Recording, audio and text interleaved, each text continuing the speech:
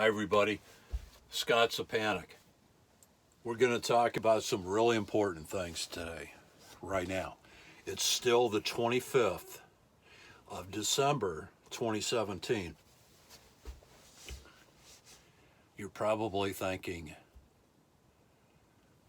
you're tired, you drank too much, you really just want to go to sleep. It's been stressful. You just want to say goodbye to all the friends that you had over and all those different kind of things. And there's other people that don't have that luxury, and that's okay. Because here's what we're talking about. We're talking about overall, looking at the big extended picture of this chronological time frame. And it goes by quick. It goes by really quick. You know, and by the time that you get to be 60, we never thought we'd make it this far. And a lot of people, they don't like to talk about their age. But it's weird this time of the year. There's a lot of buildup, and we have all this stress. And then the new year comes around, Christmas comes around, and we're talking about the holidays. And it's so stressful, with the meals and the invitations and the gaiety, the conversation over dinner for a lot of people. Not for everybody, but for a lot of people, it's the overall thing about you having to put out your max effort so that everything runs smooth. And we go through this every year. And then by the time that we get from the 26th to the new year, there's more stress. And it all has to do with chronology, because we go through, the salient point is this. It all has to do with chronology because we go through this cycle. Actually, it's recycling of the old year. We go through it every year. And then when we get to the new year, then we reminisce, and then we hoist whatever your libration is, and then you toast it to the new year.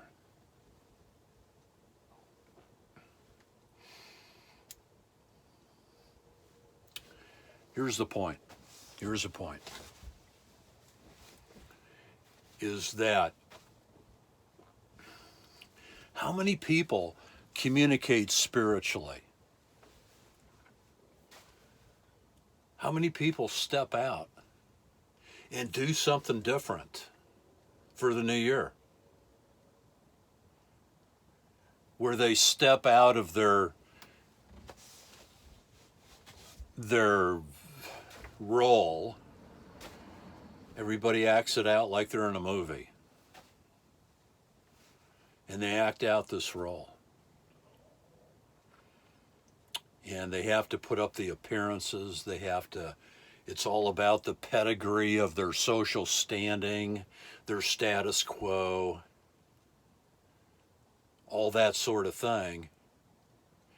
And then they just continue it for another year. And they sing I forget the name of the song. It's that Odd Lod song, or I forget how to pronounce it. When the ball drops down in New York Times Square and all that. And they sing that song. But how many people between the new year and the next new year. How many people actually will go out there and they'll communicate between those two benchmarks of how successful they were for the previous year? How many people communicate spiritually? Because the salient point, the bottom line is all we're doing. We know this sounds like a cliche, but all we're doing is just passing through. That's all we do each year, year after year after year. You know, that's all we do.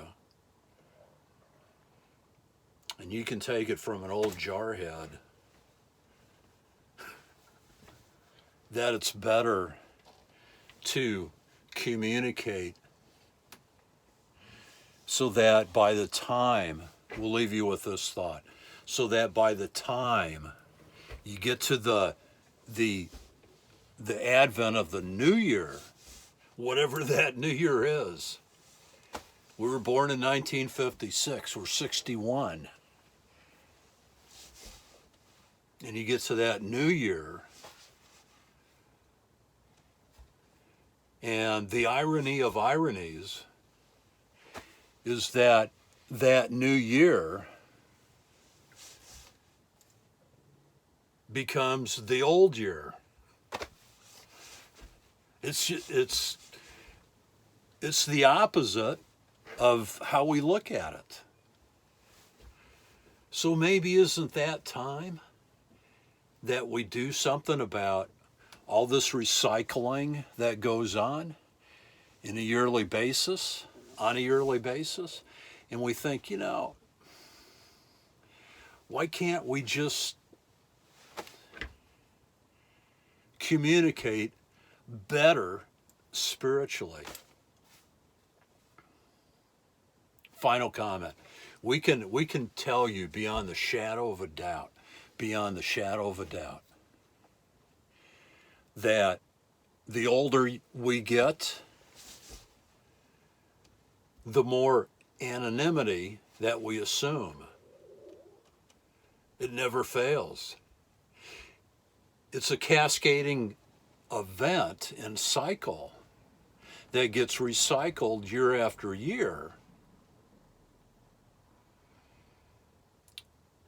So the good part is that we realize, we understand that we need to communicate better. Not so much in all our achievements,